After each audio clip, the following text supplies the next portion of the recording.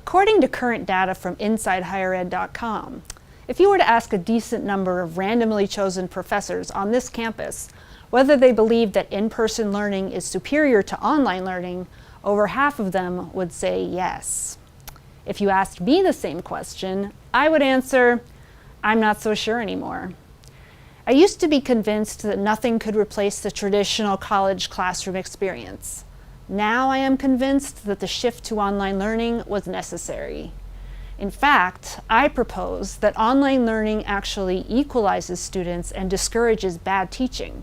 I propose furthermore that in order to remain relevant, colleges and universities will need to define a future in which online learning is the norm. Even in a post-pandemic world, students will continue to want to learn more efficiently and on their own schedules. Before the pandemic struck, I was driving 1.5 hours each way for a total of 6 hours every week to teach my French 1 class at San Bernardino Valley College. Then, in early March, everything changed. At the very beginning, no one in San Bernardino had been affected by COVID, so I drove out here to give the midterm. I didn't know that this would be the last time that I would see my students in the classroom. At first, I wasn't sure how I wanted to handle the shift. I worried because I would no longer be able to write out sentences on the board. Further, I worried that students wouldn't have the same opportunities to practice speaking. But after a few initial hiccups, I noticed some interesting changes. I began to feel that I knew the students almost better than I did in the classroom because I started to view them as individuals inhabiting their own separate spaces. I knew that despite everything that was going on in the world and in their lives, they were still making the effort to stay involved with the class. That fact alone was meaningful to me. I also noticed many of my students trying harder, and I think that maybe because they couldn't hide as well in an online environment, everyone had to participate. No one could whisper in the back of the classroom or disrupt the class with loud conversations. One day, I decided to play Jeopardy with my class. Once they had the answer, they simply had to type it into the chat box. I noticed that one student in particular was superior to all of the others at my Jeopardy game, but he wasn't someone who normally participated in class. I realized that the online medium had given him the opportunity to demonstrate his skills in a way that he would not have been able to otherwise. As a result, I became aware that he was an A student, whereas in a normal classroom, I might have overlooked him. Overall, the transition has been a positive experience for me. I am now able to teach my class from the comfort of my own home. I'm not wasting money on gas or losing my sanity after hours and hours on the road.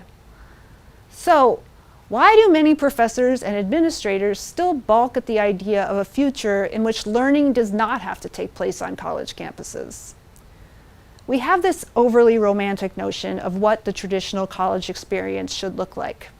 I was lucky in the sense that I had the opportunity to have this experience. I attended Barnard College in New York City. Most of the professors were spectacular, and I received a good deal of individualized attention. I cannot deny that there was something special about engaging in lively discussions about Shakespeare over a seminar table. But many other aspects of my experience were not so positive. I had to sit in the back of large lecture halls, eat at the school cafeteria, and participate in communal showers. These were the aspects of college life that I did not enjoy, so much so that I studied abroad as a junior and moved off campus as a senior. Other students may have thrived when surrounded by friends and classmates at all times, but I needed some solitude. Though college administrators would like us to think otherwise, there is no getting around the fact that the traditional college experience is becoming obsolete in today's post-pandemic world. Most traditional colleges don't care if the move online has been advantageous to students. These institutions are facing political pressures to reopen, and their main concern right now is to recover the financial losses that they endured when students were forced off campuses.